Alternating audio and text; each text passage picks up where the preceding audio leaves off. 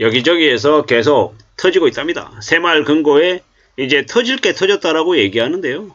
참 저 뉴스를 보면서 많은 생각들이 듭니다. 무슨 생각이 드는 걸까요? 아니 저렇게 이제 엄청난 일들이 벌어지고 있는데 이제 작년에 새마을금고 관련해서 문제가 생겼을 때 정부가 뭐라 그랬습니까? 금융당국이 뭐라 그랬습니까? 괜찮다고 했어요. 괜찮다고. 괜찮다고 했던 곳이 지금 어떻습니까? 어떻습니까? 뭐 이래저래 이제 총자산이 287조 규모랍니다. 근데 지금 현재 연체율이 10개가 넘는 곳이 10%가 넘는 곳이 80곳이랍니다. 80곳. 자, 이제 충격적인 거죠. 연체율이 10%가 넘었다라고 하는 건 뭡니까? 그냥 망했다라는 겁니다. 망했다. 4월 3일 날 지역 이제 새마을금고 1288곳에 경영 공시를 조사했더니 연간 단기 순손실을 낸 금고가 431곳. 적자 금고가 2022년 45곳에서 무려 1년 만에 10배가 급증했답니다. 이건 뭡니까 이거? 결국은 이제 망가질 수밖에 없는 상황이었다라는 겁니다. 당장 빌려준 돈을 받지 못해가지고 건전성이 악화된 금고도 크게 늘었답니다. 부실채권 비율이 금융당국 금고치인 8% 이상인 금고가 2022년에 53곳에서 2023년에 212곳으로 4배 늘었답니다. 그리고 올해는요. 더 늘어난다고 하니까 더 우려스러운 거죠. 전체 새마을금고의 연체율이 23년 말에 5%였는데 24년 3월 말 7%대까지 올라갔답니다. 이게 어떻게 해야 되는 걸까요? 참 충격이죠. 충격. 새마을금고 각 지점이 독립된 법인이어서 특정 금고에서 부실이 발생해도 다른 곳으로 전이되지 않는다라고 얘기하는데 지금 전이는커녕 각각의 새마을금고 상당 곳에서 동시다발적으로 부실이 터져 나오고 있는데 이게 괜찮냐라는 겁니다. 안 괜찮죠. 안 괜찮습니다. 새마을금고는 그냥 깜깜이 대출을 해가지고 뭐 이제 막장이죠. 막장. 부실이 발생해도 그냥 눈 가리고 앙하는 일이 되게 많다라는 겁니다. 이게 현실입니다. 이러한 현실들을 앞으로 어떻게 대응할 수 있을까요? 어떻게? 참 충격적인 거죠. 기준 없는 무리한 대출 남발에 관리도 허술하고 총체적인 부실이죠. 총체적인 부실. 앞으로 이제 저 새마을금고 관련해 가지고 뱅크런 수준이 아니라 이제 많은 이들이 이제 대혼돈, 대혼란, 대충격을 이제 겪을 수밖에 없을 거다라고 봐야 됩니다. 부동산 PF 대출의 부실에 내관으로 지목되는 새마을금고. 비상벨이 울리고 있다? 아니죠. 비상벨이 울리고 있는 게 아니라 이미 망해가고 있는 거죠.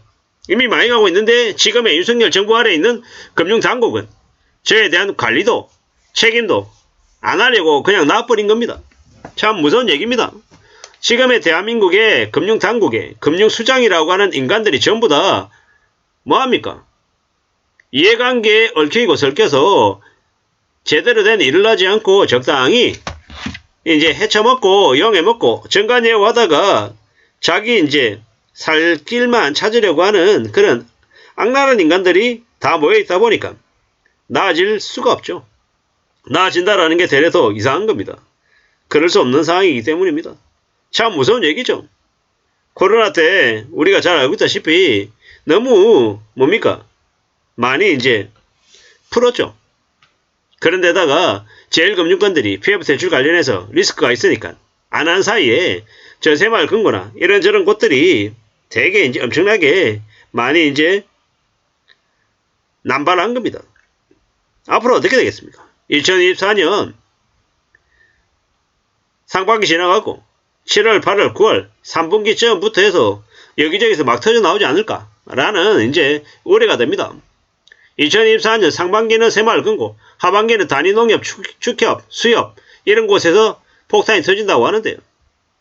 그냥 터지면 망했네 뭐 이러고 그냥 끝나는 거냐라는 겁니다. 새마을금고에 예금을 적금을 넣었던 고객들은요. 그 돈이 과연 언제 나올 수 있을까? 예금 보장이 되니 어쩌니 아무리 많은 이들이 떠들어대지만 자기가 원하는 시점에 돈을 받을 수 있어야 그게 보장이 되는 거죠. 5년 뒤에 줄지 10년 뒤에 줄지 언제 줄지 모르는 건 그건 사실상 보장되는 거라고 보기 어렵지 않겠냐라는 겁니다. 지금이라도 건전성 개선을 위한 노력을 해야 되는데 안 하고 있다라는 겁니다. 안 하고 있다라는 참 어처구니가 없죠. 이게 지금 이제 대한민국에서 벌어지고 있는 일입니다. 어떻게 살려고 이러는 걸까요? 참 개막장이죠, 개막장. 적자 공고가 늘어나고 연체율이 두 자릿수로 늘어나고, 그럼에도 불구하고 부동산 관련한 대출 잔액은 계속 늘어나고 있습니다. 뭡니까 이거? 연체율이 2%대, 3%대, 4%대, 7%대, 이제 지금은 9%대입니다. 그냥 망했다라고 봐도 무방합니다. 정말로 가까이에 사는 사람이 있으면, 정말 친한 지인들에게는 새마을 금고에 돈이 들어가 있으면 빼야 된다라고, 하루라도 빨리 빼야 된다라고 말씀을 드리고 싶은데, 참 쉽지 않은 거죠. 어떻게 되려나, 어떻게 살려나 좀 두고 보는 거죠. 참 사는 게 많은 생각들이 이제 안 들 수 없습니다. 저렇게 무리한 것들이 언론 뉴스에서 저렇게 나올 정도면요, 그냥 말 다 한 겁니다. 그냥 끝났다라고 보면 맞죠.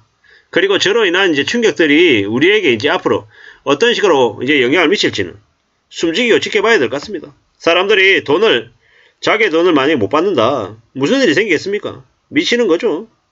정말 경악하고 놀라고 쇼크를 아마 겪게 될 겁니다.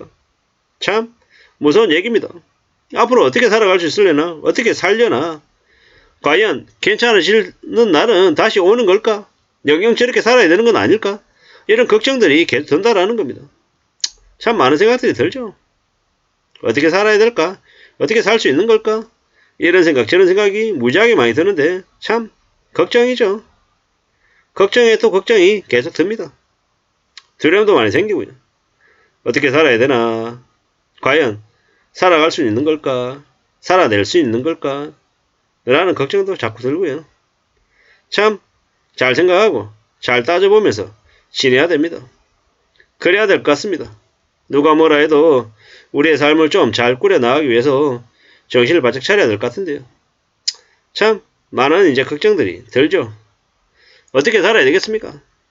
별거 아닌 것처럼, 괜찮은 것처럼 얘기하는 이들이 너무 많은데, 안 괜찮은데, 정말로 어려운데, 미칠 것 같은데, 참 어떻게 살아야 되나, 어떻게 되려나, 걱정을 계속 부릅니다. 저희 바짝 차리고 살아야죠. 누가 뭐라 해도 우리가 살아간 삶을 좀 더 우려하고 좀 더 염려하며 지내야 될 것 같습니다. 그래야 되지 않겠나라고 생각합니다. 이런 생각 저런 생각 많은 생각들이 드는데요.